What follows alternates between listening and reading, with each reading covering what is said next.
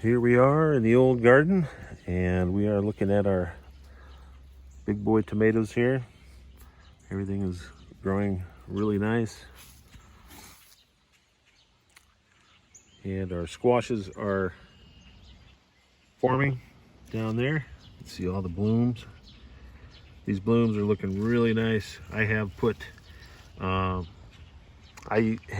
used some high yield garden fertilizer on this this year, on both of these, actually on all of this, and everything is popping out really good. You can see my corn here it's well over knee high, and it's not even 4th of July yet, so that's cool. Got some more blooms here that will turn into a squash. Here's some more big boy tomatoes, and you can see we have the yellow blooms there. Those will be the tomatoes. Got some more here. This is set up on the tall tomato cages.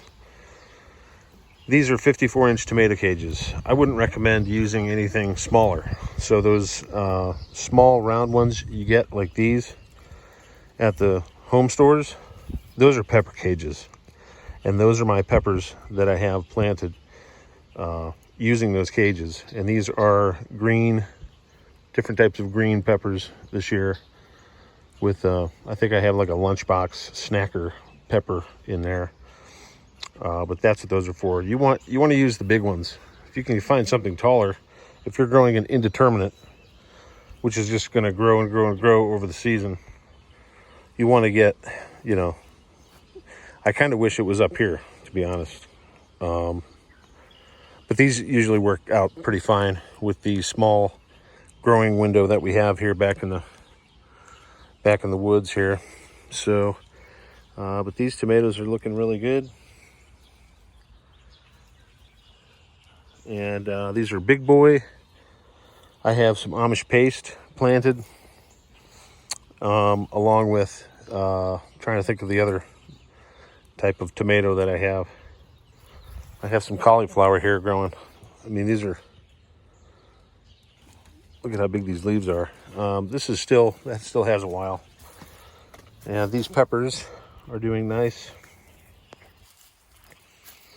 I stuck this back here. I'm not real sure how it's going to do, but it looks really nice. And these guys are jiving. These guys are jiving nicely with the blooms. Again, using the larger tomato cages here, 54-inch. I put some of these. We got a big old weed there. I put some of these next to the cages to kind of double use them. So I have a tomato plant here, tomato plant there. You could put 2 in there. I don't want to crowd them too much. I just scraped my arm on that post. If you ever use these posts, be careful. It just barely got me, but these suckers are sharp here. But anyways, these guys are I believe these are the Amish paste. So those are a good sauce tomato. See, this guy's blooming out here, but this guy's still pending some blooms. I do have to go around and look at some of the suckers on these. You want to cut your suckers off. It's going to help get some air and sunlight in where it needs to go. So yeah, these guys are blooming out pretty good. This one and this one here, wasn't real sure what was going to happen. They were pretty sun scalded, but they've come back really well. I put that fertilizer on them, the high yield garden fertilizer. It's a balance of nitrogen, phosphorus, and potassium, which is what you want. Especially with tomatoes, you want to have a good phosphorus level.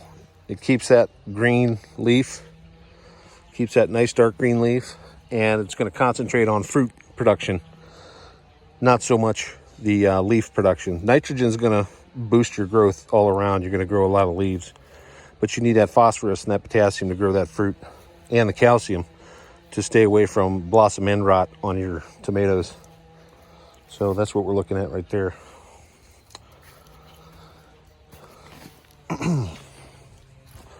And then, of course, we have the strawberry beds are pretty much thinning out. These are all June bearing, and they're pretty much done for the season. I've got some stragglers down there a little bit, which we peck on, but this will be done for the year. And these are the new plants right in here for next year. These are the everbearing. Those are everbearing. So those will, next year, I've been pulling the blooms off for the first year. Second year, they'll come back and they'll produce all summer into the fall. And that's what's nice about the everbearing strawberries. And then we have a little addition here to this little patch. We have a mole chasing windmill. This puts a vibration down into the ground, and it just will keep any ground burrowing animal from getting out of here, and from getting in and making trouble. It's not too windy right now, but when the wind starts blowing, this starts spinning, and it causes that vibration underneath, and it should work pretty good. So that's the garden update for now. Thank you for tuning in. Like and subscribe.